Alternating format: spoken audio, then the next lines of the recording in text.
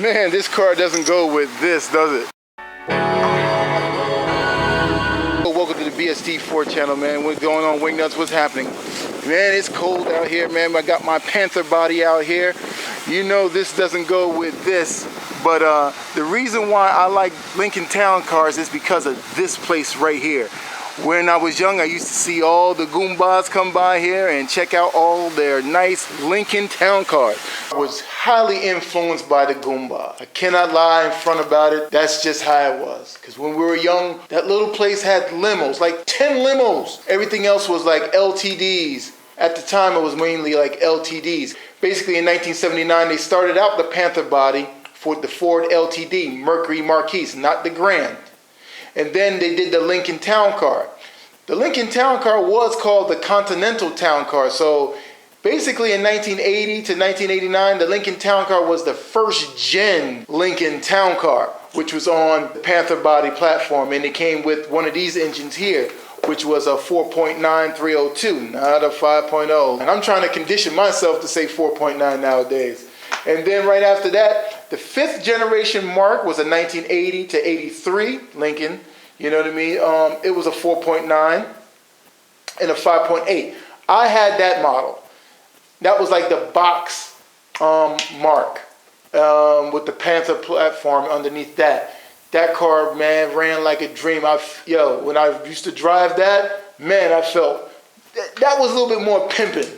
On that note, with that car there, man. I mean, some came with a Bill Blasting edition and all of that stuff, man. The seats were plush, double cushion, real nice. You know what I mean? So I had a 351, I had the 5.8 in there. And then with the next generation of marks, it was the 6th generation marks. It was 1986 to 1992. Those were a Fox body.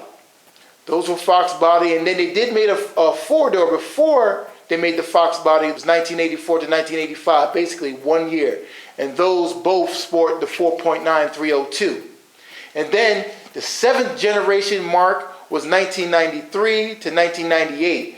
That was a double overhead cam 4.6, either 200 horsepower or 4.6 290 horsepower. And that chassis code was basically a FN10 platform, basically with the Cougars and the Thunderbirds of its time. Real G's don't ride convertibles. Got to remember that. You get your ass clipped. Now, Lincoln Town Car, 2nd generation, 1990 to 1997. Now, the 1990 version came with a 4.9 302. Then 1991, they introduced the 4.6 281. That ran from 1991 to 97. Now, personally, goombahs really use and they only rock the non-ragtop Lincoln Town cars. They didn't really rock the ragtop. I didn't like this 2nd gen really, but I do like them with the ragtop. Like the Signature Series was the best ones, I think, with the ragtop. It looked better. I don't know why, but it just looked better. And then right after that, you got the 3rd gen, 1998 to 2002. I had one of those, you know what I mean? I like those. They were really nice, you know what I mean? Again, goombahs rock the one with no ragtop. And I preferably like the no rag top on this model. And also the 4th gen, which is really not a 4th gen, but I call it a 4th gen because the Panther body was improved. It was structurally sound, all around better car. 2003 to 2011. Now that one, that's a certified one. I don't like those in rags by no means. I just like them all in the plain top. Now, we're going to talk about the Signature Series front wheel drive ones. I ain't even going to talk about those because I don't like them. Never did. Because they were front wheel drive. I just didn't like them. A lot of people use the motors out of those, I guess. I don't know. But I just never liked them. And goombahs used to rock those. But they didn't really rock them because they were like front wheel drive. No gangsters rock no front wheel drive cars. Forget about it. You know what I mean? Don't do that. You know, putting no names onto this. You know, man. I knew of a guy. His father was connected. He was inspiring to go to college. You know what I mean? He was doing something. He got jammed up. He was about to serve some years. So his homeboy, who wasn't having no aspirations on going to college by no means he was going to college. This is what he was going to be doing. And what happened is that he took the charges. He took the full charges, let the other guy go to college and everything like that. His father was connected. You know what I mean? I think he was a soldier. I think he was. And what happened is that when he went away to jail, they took care of. It may sound like a goddamn story out of a mob movie, but let me tell you, I know what kind of car they were driving. He was driving a Grand National at the time.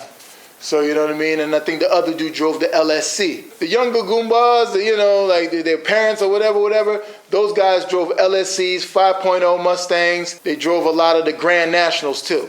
That was their cup of tea as far as performance. They didn't drive too many vets or nothing like that. They 5.0, LSCs, and the Grand National, the black, you know, the all black joints. You ain't gonna get that nowadays. You go to jail for a joker, they say, yo, I'll see you when you get out.